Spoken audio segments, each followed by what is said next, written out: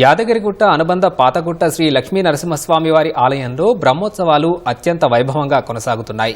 ఈ నెల 7వ తేదీన స్వస్తి వాచనంతో ప్రారంభమైన బ్రహ్మోత్సవాలు 13వ తేదీన అష్టోత్తర శతఘటాభిషేకంతో ముగియనున్నాయి. 3వ రోజు బ్రహ్మోత్సవాల్లో భాగంగా హావన పూజలు నిర్వహించారు.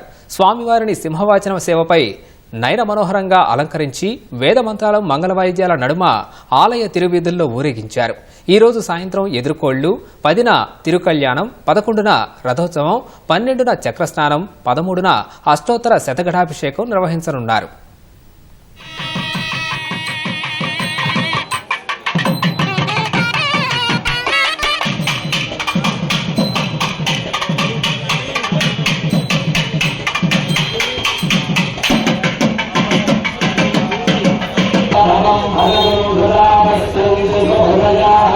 శ్రీమచక్షురాజనం